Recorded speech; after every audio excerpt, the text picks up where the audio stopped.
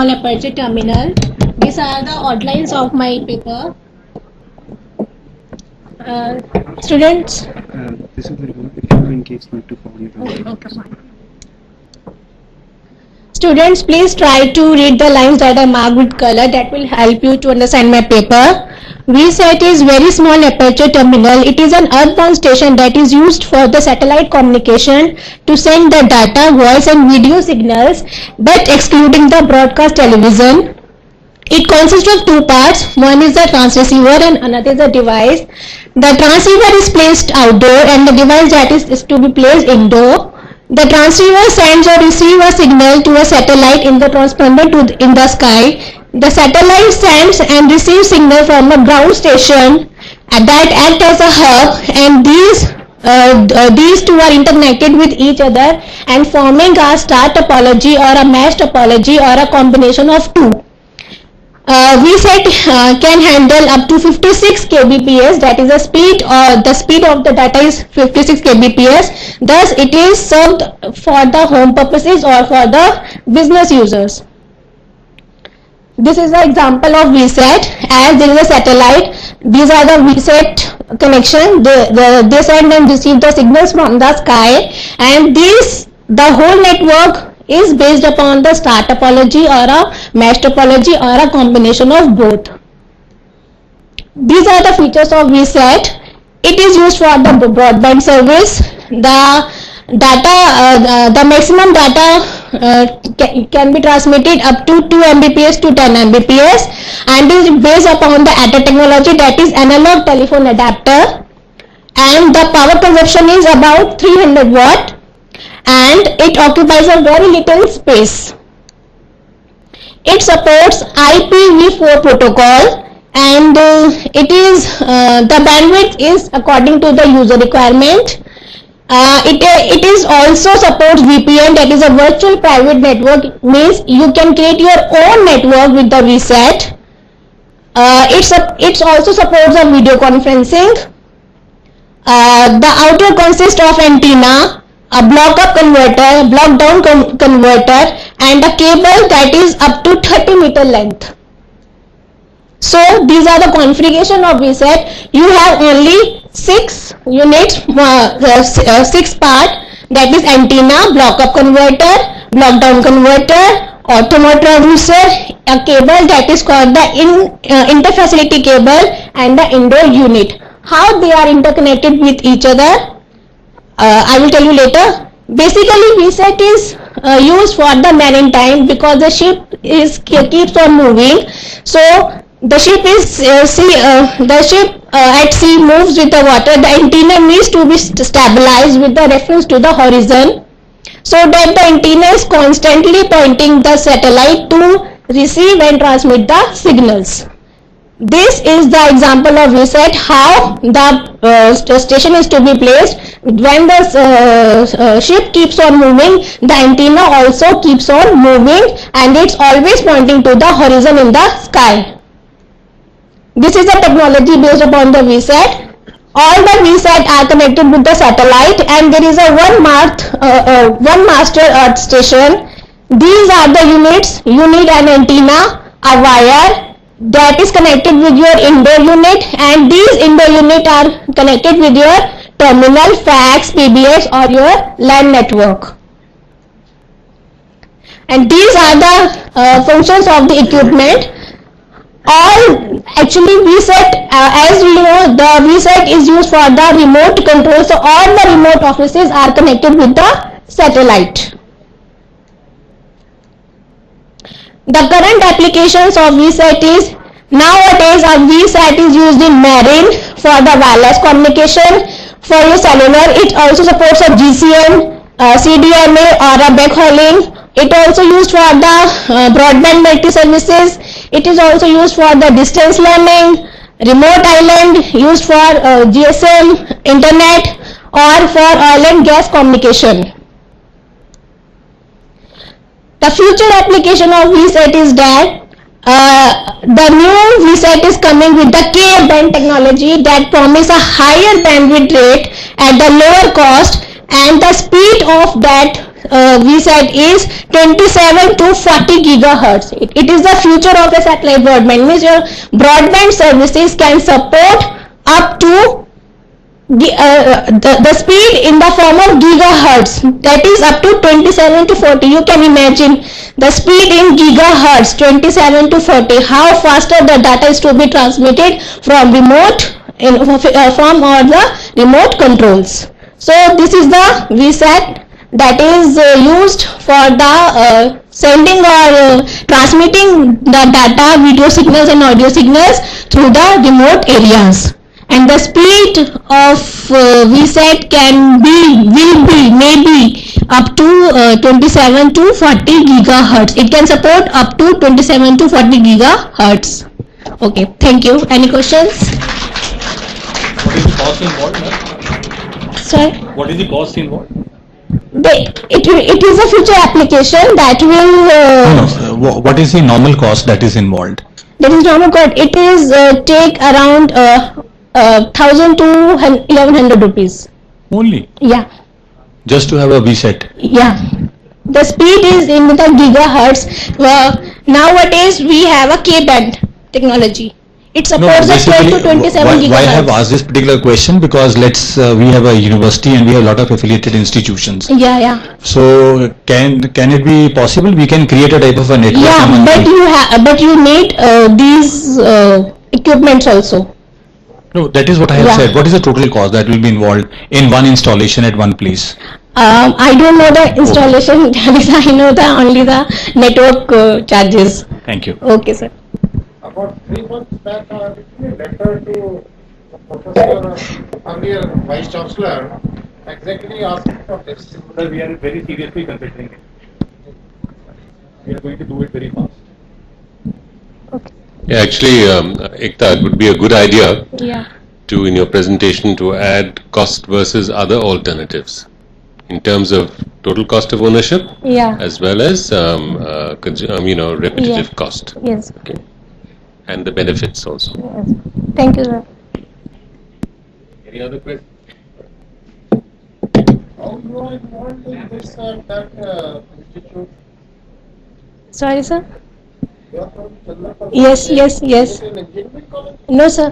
Then how you are involved in this? See, I have involved in the research area, so I found new techniques in the market. That is the education college, MBA college.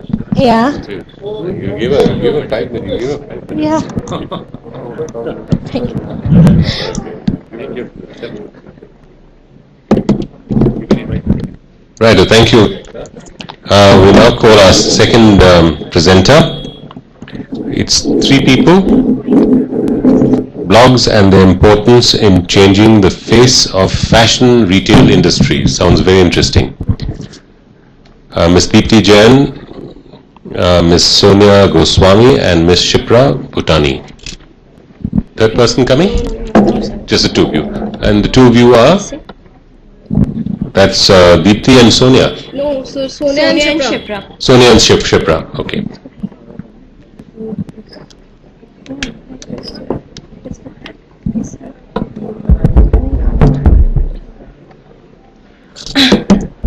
Good afternoon, everybody. I'm Sonia Goswami from Chandraprabhu Jain College of Higher Studies and School of Law.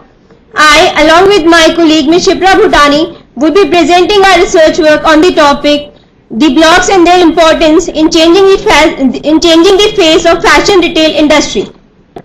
Well friends, today we all have gathered here to discuss about the contemporary management practices and the business opportunities being offered by them. Now, if we talk about the contemporary marketing strategies, how can we forget to talk about the online marketing strategies? The internet has offered various advantages to the businesses, and it has basically made the job of marketers much more easier by giving them the advantage to connect to a large number of audience in a very short span of time with great ease and at a very low cost. Marketers in almost all the industries, whether it is aviation, whether it is electronics, whether it is entertainment, has started connecting with their consumers through various social media platforms like Facebook, like YouTube, Twitter, Weibo, MySpace, forums, chat rooms, blogs, etc. So in such a scenario, how could fashion retail industry would have remained untouched from the power of social media? That is the reason why fashion retailers are also utilizing social media to connect with their consumers. In this paper, we particularly talk about blogs and their role in the fashion retail industry. Now let's understand what the fashion blogs are. Fashion blogs are basically an updated, modern and electronic version of fashion magazines. The content of fashion blogs includes the latest updates about fashion industry, clothing, personal style, celebrity fashion choices and street fashion style. Fashion blogs are also considered as a street of fashion, as a source of public opinion and as a display of actual use of fashion by general public. These fashion blogs are generally written by people who are celebrities, sports personalities, stylists, model, fashion personalities, fashion designers, editors, writers, journalists, retailers and consumers. Fashion blogs basically act as a source of inspiration, public opinion, interest and preference, and that is the reason they influence consumer buying behavior. Here are the objectives of our research. The first objective is to explore the benefits of fashion blogs for online retailers. The second objective is to examine and evaluate the role of fashion bloggers in changing the face of fashion retail industry, and third objective is to highlight the benefits of fashion blogs for consumers and readers. Here are the benefits of blogs for online retail stores. Friends, the online retail industry is booming like anything and it has become a multi-billion industry. Online retailers like Jabong, Flipkart, Myntra and Snapdeal can reap the benefits of fashion blogs to create brand awareness, to spread advertising messages, to create online communities, to enhance customer loyalty, to maintain communication with their consumers, to increase their sales, to reach target audience, to build up an increasingly informed and conscious customer base. In fact, this communication or conversation between the fashion brand and the consumers through fashion blogs increases the word of mouth and thus enhances the consumer buying behavior and makes an impact on consumer buying behavior. And this is perhaps the reason the fashion retailers have started to realize their importance in increasing their sales and revenues, and this is why they have incorporated fashion blogs in their online marketing strategies. Now, here is the role of fashion bloggers in changing the face of fashion retail industry. It is important to know who are fashion bloggers. As I also told you earlier that fashion bloggers are generally fashion journalists, fashion writers, celebrities, experts, and they express their likes and dislikes with general public through their blogs, and as a result they can influence the manner in which certain brands or products are presented and experienced by consumers. Fashion bloggers portray diverse and complex arrangements of fashion, style, beauty, lifestyle, design through their blog content and the clothes, accessories, footwear they buy, wear and come in, whether luxury, traditional or street style. Now the presentation would be moved forward by my colleague Ms. Shivra Bhutani. Thank you, Sonia ma'am, and good afternoon to everybody. I am Shivra Bhutani from Chandra Prabhu Jain College of Higher Study. Will now proceed with the further presentation. Right now you people have learned about what actually fashion blogging is all about, what it means, and the role of fashion blogging in the changing the face of fashion retail industry. So now we will learn about how fashion bloggers have changed the face of fashion industry. Basically, they inspire the designer to create a new... Shivra, just a minute please. Can we have the courtesy of hearing what the presenter is doing, saying, without the background noise? Thanks. Basically, they inspire the designer to create new trends and styles. They show their consumption with the help of photographs and videos that are uploaded on their blogging sites. Secondly, they make their comments to go viral to capture millions of consumers in just a short period of time. Bloggers also act as a marketer for an online retail stores and can provide various links to their customers for directing them to buy products from a particular online retail stores. In fashion industry in India, there are various examples of blogging sites like so many popular fashion bloggers like Jia Kashyap, who at its blog provide information about makeup and beauty tips, women clothing, accessories, as well as information about various famous fashion boutique stores in Delhi. Suggestions for the fashion brands to utilize blogs more effectively are: online retail stores basically must engage themselves in conversation directly with the consumers on their own blogs and other social media platforms like YouTube, Twitter, etc. Fashion brands also must keep a keen watch on their influencers who can create consumer for their own right retail stores. Fashion brands and outline retail stores should make an effort to understand the problems that different social media channels can create for their products. If we talk about the advantages of fashion blogging, basically blogs are totally free of cost and the consumer don't have to pay anything and can become familiar with the recent and current trends in the fashion industry. First, basically they get new ideas and valuable advice about the new fashion products in the fashion industry. Secondly, it provides inspiration to the consumer to improve their wardrobes, their living standards, as well as self-recognition in the fashion world. It helps in searching and collecting information about the fashion products and brands as well. It is totally unbiased reviews on the fashion blogs which help the consumer to consume the best product in the market. And it also provides knowledge about location of boutiques and physical retail stores.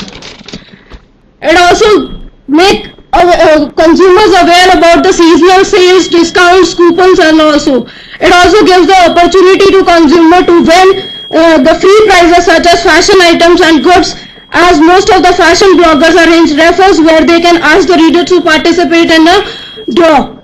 Basically, through these advantages, fashion blogs fulfill a variety of needs to the consumer, like promoting affordable fashion, providing glimpse into the lives of the model and the designers.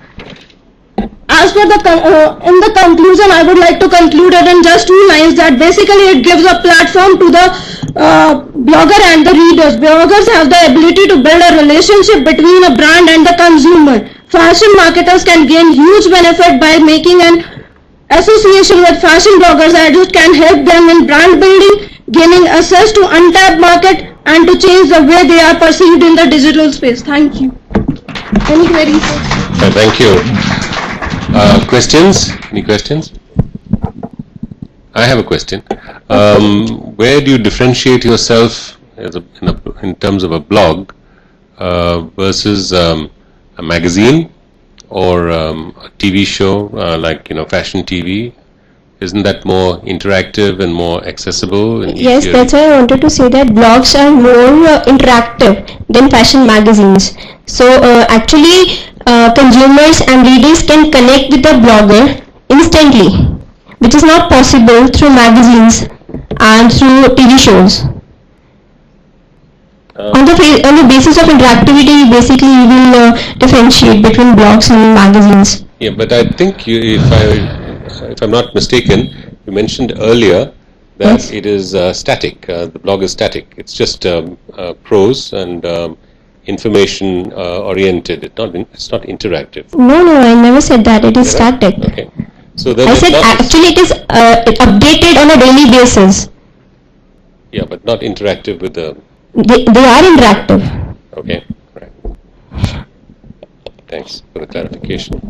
Any questions on that? What do you all think, ladies? A lot of ladies here.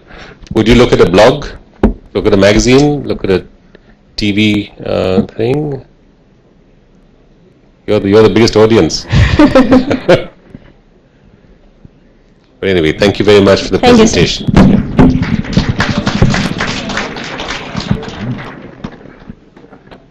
Okay, the next paper to be presented is Plant Bioinformatics Software Portal, and presented by Madhubala and Priyadarshini.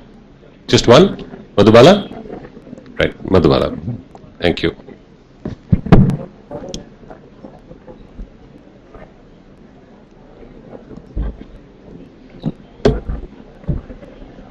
Very good afternoon, respected chairman and members on the dais.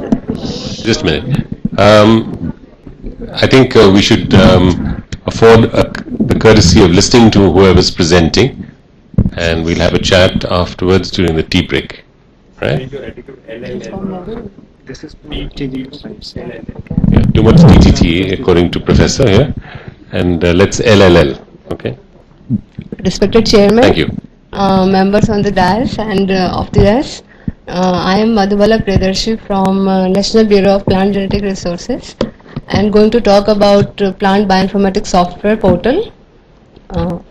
Coming to the introduction of the organization, National Bureau of Plant Genetic Resources is a nodal organization mandated with planning, execution, and coordination of activities concerned with germplasm collection, introduction, quarantine, evaluation, conservation, and documentation at national level. And it was established in 1976 by Indian Council of Agricultural Research, and it has played a pivotal role in the management and sustainable utilization of plant genetic resources. Next. Coming to the topic, first question is, what is bioinformatics? Bioinformatics is an interdisciplinary scientific field that develops a method for storing and retrieving biological data. Majorly, it deals with software tools to generate useful biological knowledge, and it was coined by the Dutch biologist Pauline Houwelingen in 1970. It was referred to the study of information process in biotic systems. This definition placed bioinformatics as a parallel field to biophysics and biochemistry. It is also, bioinformatics is sometimes used as the same word as a computational biology, but there is a difference between both of them. Bioinformatics deals with basic small scale of data such as DNA base pairs, and in the case of computational biology, which is a field of computer science which deals with large scale of biological data to build theoretical models of biological systems. This is a great big difference between both of them. Now coming to the portal. Portal is a place to keep all types of information of relevant subject at a single place and which is accessible to users of varying range. These are some of the portals I have highlighted over here. Now coming to the topic of presentation, which is Bioinformatics Software Portal. This software was designed at NBPGR to collect information regarding plant bioinformatics at a plant bioinformatics information regarding software databases and other tools. And this was developed using ASP.NET using Visual Basic 2008. It is a menu-driven software portal. The various menus are software, database menu, tools, application, and research. Under the category of software, information is provided for diversity analysis, sequence analysis, and then structural analysis, and species and phylogeny, then plant genetic resources. These are all the web pages for the software portal, and information is provided regarding this software under these heads. This is a page for diversity analysis, software for diversity analysis. In this case, you can see that the software is listed, and click on any of the software will provide the primary information of that particular software, and URL is also provided, and click to the URL will lead to that particular web page of the software. Regarding databases are essential for bioinformatics research and application. There is a huge number of available databases covering almost everything from DNA and protein sequences, molecular structures to phenotypes and biodiversity. Database menu consists information of nucleotide sequence databases, protein databases, plant databases. These are the various web pages. In the case of plant databases, information is provided for general plant databases and rice databases. This is the web page for bioinformatics tools. In this case, 12 bioinformatics tools are there, and information is provided on this web page. This is the page for applications of bioinformatics. Application web page has been linked with the latest development information in the application sector of bioinformatics, and it deals with it provides information for medicine, microbial genome application, and agriculture sector. Coming to the summary of the bioinformatics, bioinformatics software portal, it is a user-friendly web application for getting information on databases, software, tools, and applications, and for research activities, and it can be used by a number of scientists, researchers, and bioinformatics users who can be greatly benefited with this portal. These are the references. With this, thank you. Thank you, Madhu. That was very crisp. Questions? Any questions? Must be a lot of questions because it covers a very broad scope of DNA, genome, and various other plant bioinformation. It's not farmer friendly. Is that right? Not farmer friendly. Who is the target, primary target? Basically, scientists are the researchers. Scientists. Yeah. So it is intended for the it's intended for the scientific community, more for information sharing and for research work. I see. I'm curious to understand when you have said something about the crops. So what information is it? Application of crops. Application of crop. Application of bioinformatics in case of crops. Crops. Achha. How exactly? Next slide. How exactly it is going to help in terms of Actually, information of bioinformatics in terms of crop improvement has been collected at a particular web page. okay. That was the intention to develop. Yeah. Okay. Now why I'm trying to look in for, because you are talking about rice. So Yeah, there are different varieties of yeah, rice. In case of rice, actually when I was compiling the information, in case of plant databases, the information was divided into two parts, general plant databases and rice Rice, databases, because rice has got lots of database information at internet level, and while other crops are not having so much of information. Therefore, as I've shown here in the slide, there are 15 types of bioinformatics software available for the rice itself. No, but ultimately whatever researches are being done out over there, Yeah. they must have been given to the farmers also, the benefit of that. Basic reason is to Benefit the farmer farmers only. yeah. But these are the steps. Okay, thank you. Scientists are also to be. Yeah. Any other questions for Madhubala? Thank you, Madhu. Thank you, sir. Thank you. Thank you. Big round of applause. Actually, there appears to be a very